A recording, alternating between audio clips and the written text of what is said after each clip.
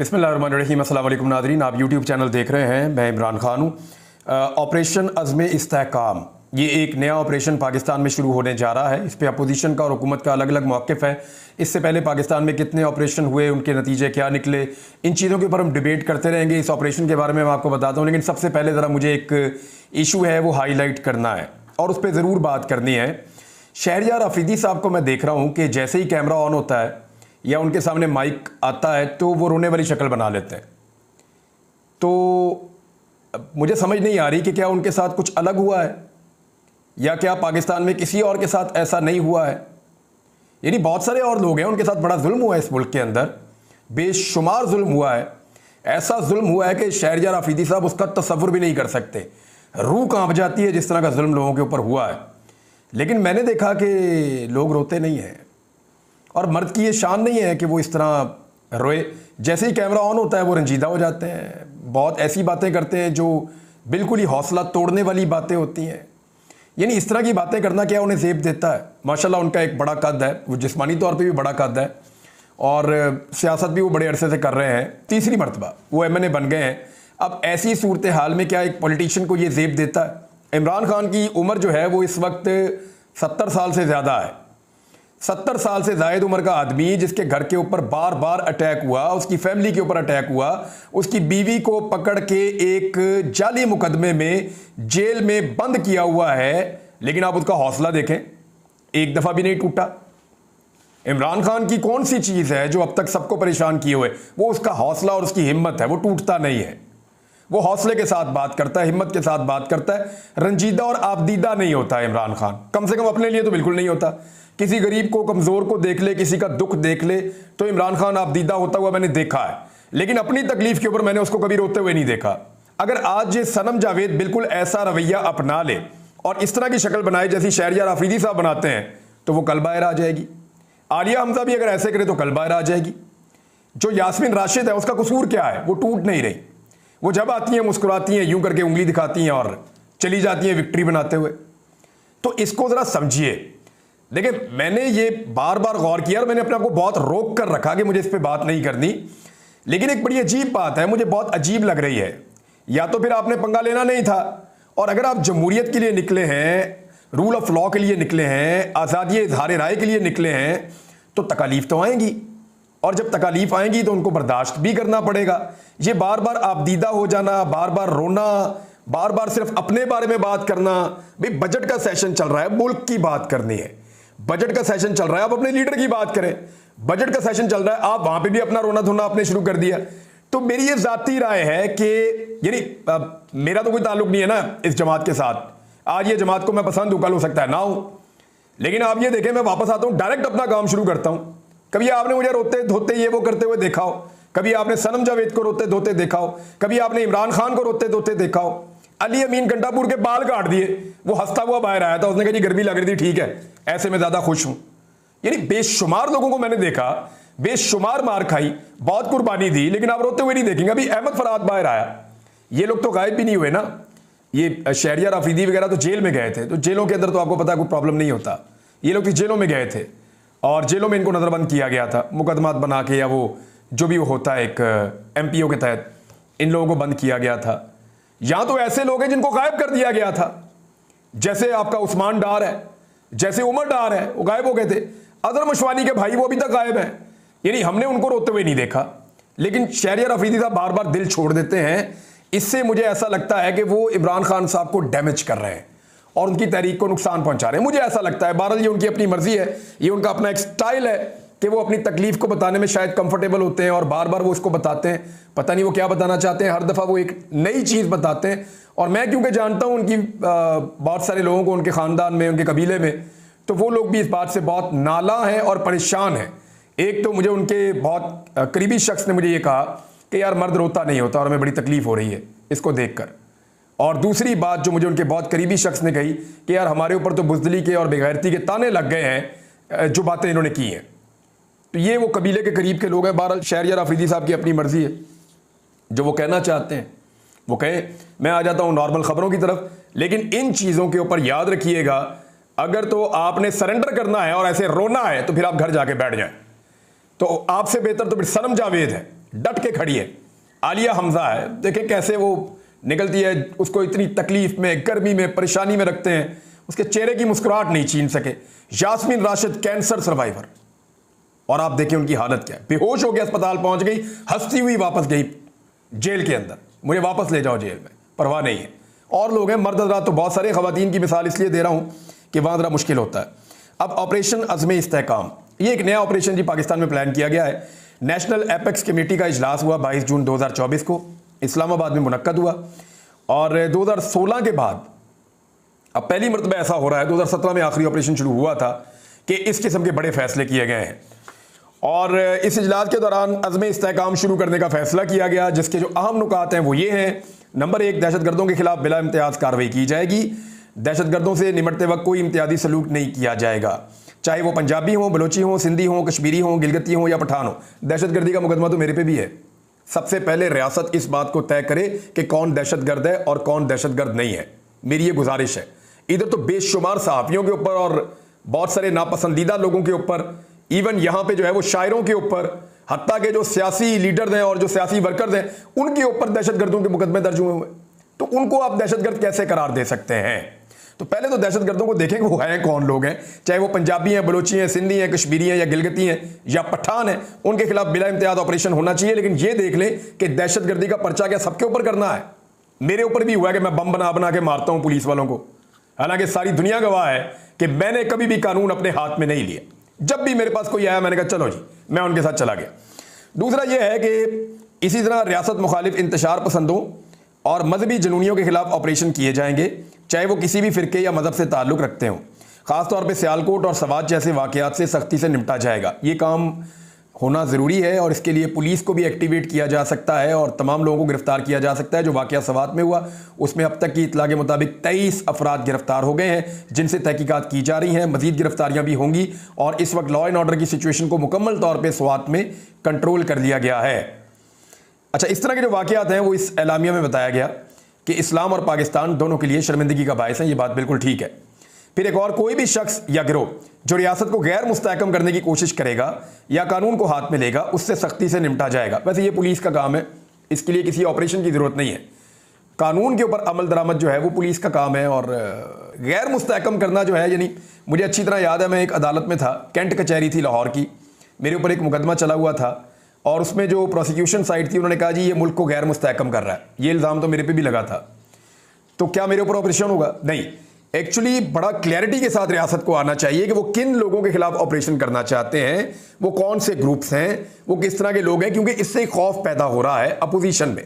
वो जो खौफ पैदा हो रहा है उसकी वजह से उनका रद्द अमल भी आ रहा है। बहरहाल पहले आप ये खबर देख लें।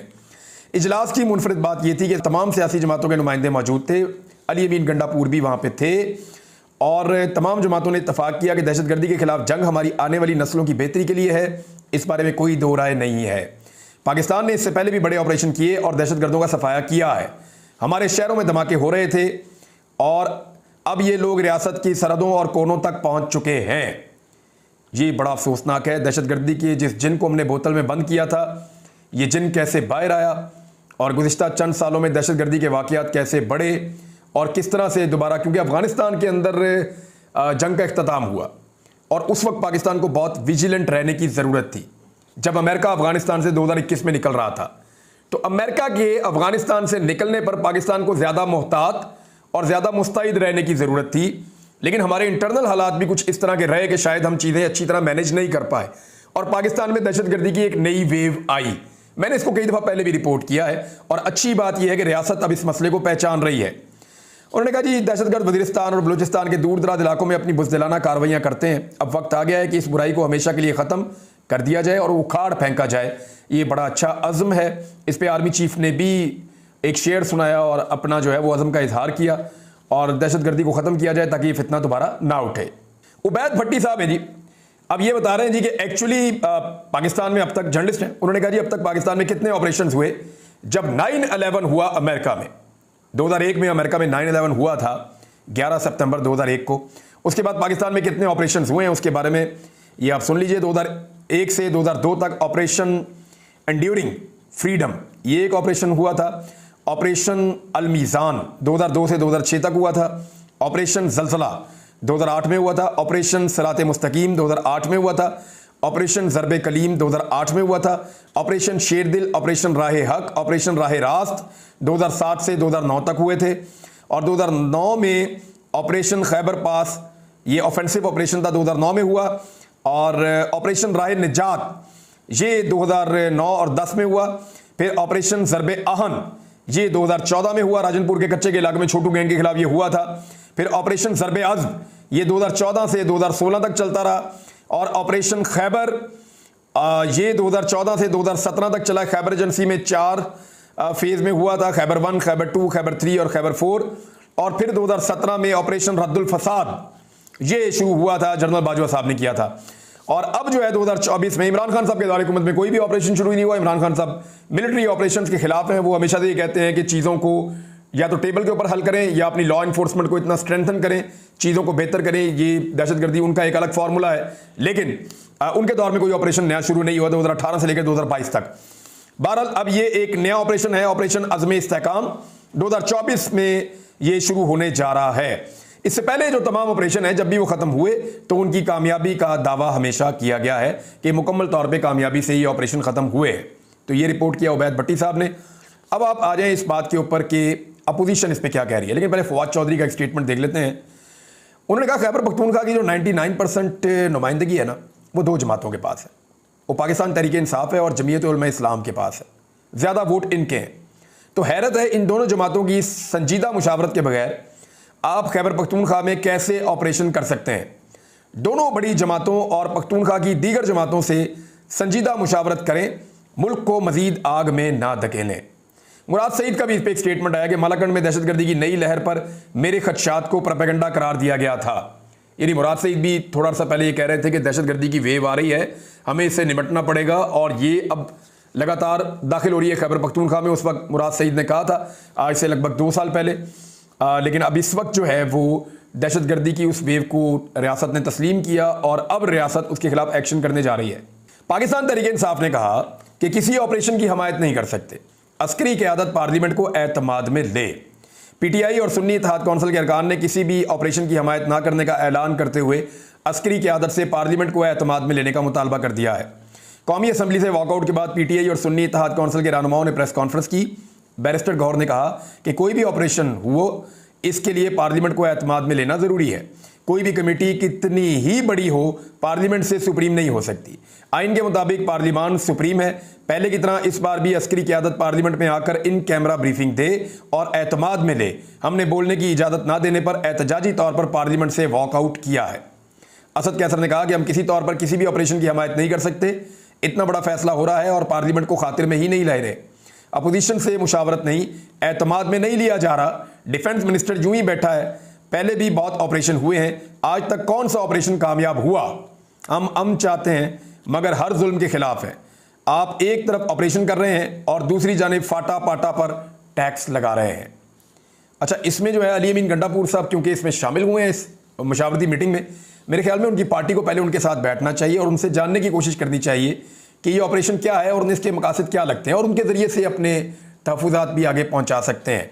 फिर जिस सूबे में ये ऑपरेशन होगा उस सूबे की असेंबली अपना रोल प्ले कर सकती है, वहाँ की कैबिनेट जो है वो उसके ऊपर बातचीत कर सकती है वफाक के साथ। उमर अयूब ने कहा कि किसी भी किस्म के ऑपरेशन पर पार्लियामान को एतमाद में लेना चाहिए। चाइना के अहम लोग कल आए थे, उन्होंने भी सी पैक की सिक्योरिटी पर खदशात का इजहार किया। मुल्क में रूल ऑफ लॉ होगा तभी मुल्क में अमन आएगा। लोगों को डंडे मारकर मुल्क में अमन नहीं लाया जा सकता। भारत कौमी असम्बली इजलास के बाद जो है वो पाकिस्तान तहरीक इंसाफ के जो एमएनएज़ हैं उनकी तस्वीर भी आई है। वो सारे जाकर स्पीकर डेस्क के सामने बैठे हुए हैं धरना देकर, और वो ऑपरेशन के खिलाफ बात कर रहे हैं, अमन के लिए वो बात कर रहे हैं। यानी ये उन्होंने कहा वी वांट पीस, और इसके लिए उन्होंने पश्तो में नारेबाजी की है कौमी असम्बली में बैठकर धरना देते हुए। सेनेटर मुश्ताक अहमद ने इसको एक अलग नज़र से देखा है। सेनेटर मुश्ताक अहमद वही हैं जिन्होंने गदा के लिए डी चौक इस्लामाबाद में, जमात इस्लामी से इनका ताल्लुक है, अभी तो इनकी सेनेटरशिप खत्म हो गई है, लेकिन डी चौक इस्लामाबाद में इन्होंने बड़ा लंबा अरसा एक धरना दिया रखा गजा सेव के नाम से, सेव गजा के नाम से। उन्होंने कहा कि खैबर पख्तूनख्वा की सरजमीन पर डॉलरी जंग नामंजूर। हुकूमत पहले खैबर पख्तूनख्वा में 21 मिलिट्री ऑपरेशन और 8 मुआहिदों का हिसाब दे। ये ऑपरेशन अज़्म इस्तेहकाम नहीं, ये ऑपरेशन अदम इस्तेहकाम खैबर पख्तूनख्वा है। इसकी किसी सूरत इजाज़त नहीं देंगे। ये ऑपरेशन अमन के लिए नहीं, डॉलरों के लिए है। खैबर पख्तूनख्वा के अवाम अब भी TDPs हैं, यानी वो जो लोग अंदर ही अपने बेघर हो गए थे, मुख्तलिफ जगहों में चले गए थे, उन्हें TDPs कहते थे।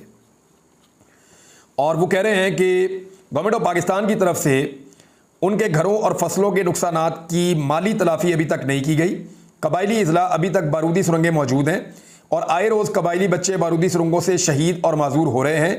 कबायली अजला यूनिवर्सिटीज़, अस्पतालों, इंफ्रास्ट्रक्चर, बिजली और 3G 4G से महरूम और पत्थर के ज़माने में ज़िंदगी गुजार रहे हैं।